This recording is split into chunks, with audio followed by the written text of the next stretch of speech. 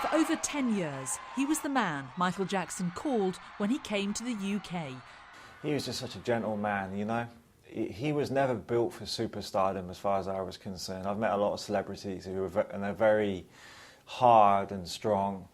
Michael was very delicate and sensitive and caring, too caring. Martial arts expert Matt Fiddes was his bodyguard and confidant. I would like to think that, you know, he saw me more as a friend than a bodyguard. You know, the normal security were outside the bedroom door, whereas I was inside the suite. I had a room adjoining to his suite.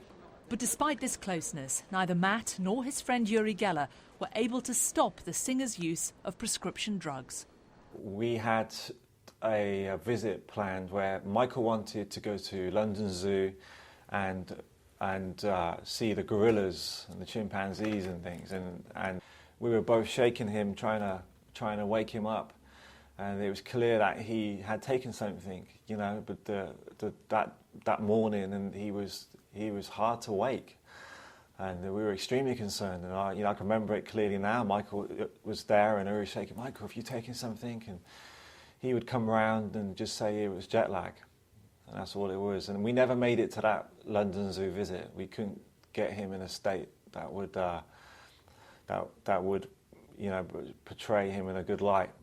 Did you ever actually see him taking drugs? No, I never witnessed him actually taking it, but I knew they were there, and I confiscated packages, and Uri did too. I mean, Uri confiscated you know, injection equipment from his room and wished it away, and Uri would scream at Michael, you know, intensely to stop doing this, but we just were getting pushed out.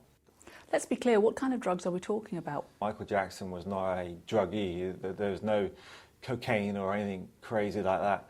It was prescription medication and painkillers. It got to the stage where Uri was so concerned that we were going to lose Michael that he would sleep on the suite floor in my part of the hotel suite if we had a public event the next day, to make sure that he would be coherent and able to fulfill his commitments, you know. So basically keeping the doctors away? Yeah, we went to great efforts to keep the doctors away.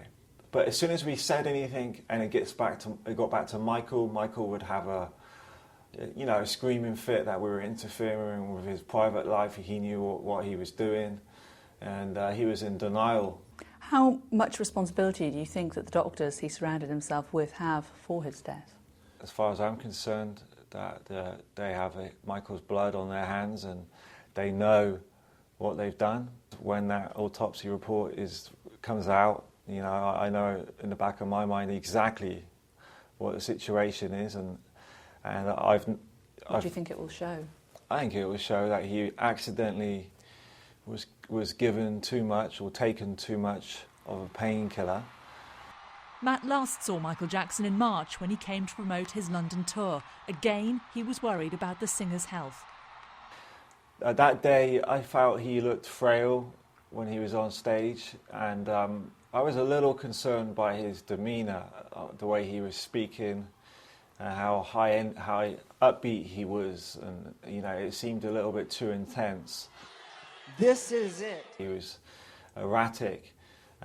The way he acted and conducted himself, from the guy who I knew and met, he didn't seem totally himself. He was too excitable. Michael Jackson was a man about whom the truth was often stranger than fiction.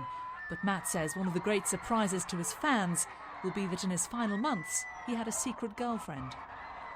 I'm not going to name who she is, but I think the family were aware that there was someone special in his life who he loved and adored and had his ups and downs with. And do you have an idea how long they might have been together? For some time. I think she's been present in his life, and I would hope that he found a happiness in that.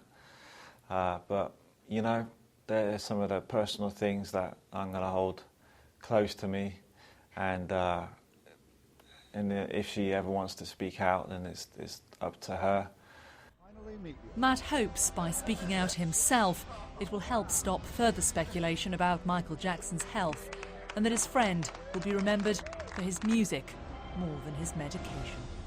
Jayne Secker, Sky News.